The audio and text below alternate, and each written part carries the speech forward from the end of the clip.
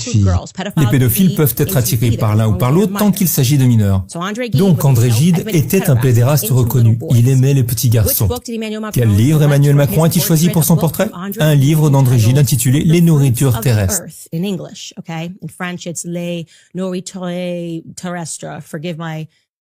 Pardonnez ma mauvaise prononciation. Voilà, c'est donc le livre qu'il a choisi. Si vous voulez savoir de quoi il parle, le livre parle de comment il faut échapper à sa famille et comment ignorer les règles. L'œuvre de Gide avait un contenu autobiographique. Il a inspiré une jeune génération de garçons à fuir la tradition. Parce qu'il l'a fait. Il a eu le sentiment de l'avoir fait. Lorsque, adulte, il s'est rendu en Algérie, qui était alors une colonie française, pour avoir des expériences sexuelles avec des garçons musulmans. En 1894, à l'âge de 24 ou 25 ans, il s'est rendu en Afrique du Nord. Il a rencontré Oscar Wilde, qui était un homosexuel amoureux de Lord Alfred Davis. Il s'agit d'élites, ce qui doit être clair. Nous parlons d'élites. Puis il est revenu dans son pays, la France, et il a eu l'impression de vivre un éveil sexuel.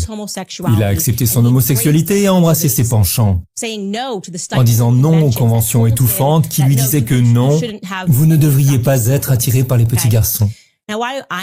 Je connais André Gide parce que on m'a forcé à lire son livre, L'immoraliste, à l'université. Et oui, il parle de voyage en Algérie et le contenu est manifestement autobiographique.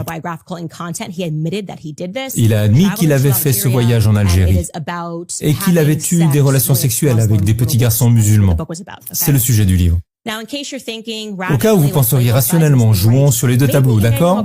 Peut-être qu'Emmanuel Macron ne savait pas que le livre existait. Peut-être que c'est un assistant stupide qui l'a pris, qui sait ce qu'il y a dedans, un peu comme dans le bureau ovale. Mais peut-être que c'est juste quelqu'un qui l'a attrapé et l'a mis là. Non. Vous vous trompez si vous pensez ça, alors arrêtez de penser ça, d'accord? Emmanuel Macron n'a jamais caché son affection pour André Gide. Il en a parlé à plusieurs reprises. Il a même accordé une interview à un critique littéraire, Jérôme Garcin. Et Macron a dit cela. Il a dit, je cite, « Gide me montre le chemin qui mène du cérébral à la sensualité débordante. » Ok. Il n'y a qu'une seule journaliste que j'ai pu trouver qui a eu le courage de dénoncer vigoureusement le choix de livre du président dans son portrait. Et cette journaliste s'appelle Eileen Deving. Voici ce qu'elle a dit. Je vais reprendre sa citation ici. Elle a dit « André Gide, quoi? La maladresse et l'erreur sont inconcevables dans un décor conçu pour rester dans l'iconographie historique du pays. » Inévitablement, quelqu'un dans l'entourage présidentiel, sinon le chef de l'État lui-même, a lu l'autobiographie d'André Gide, Si le grain ne meurt, où il raconte l'histoire du petit Mohamed.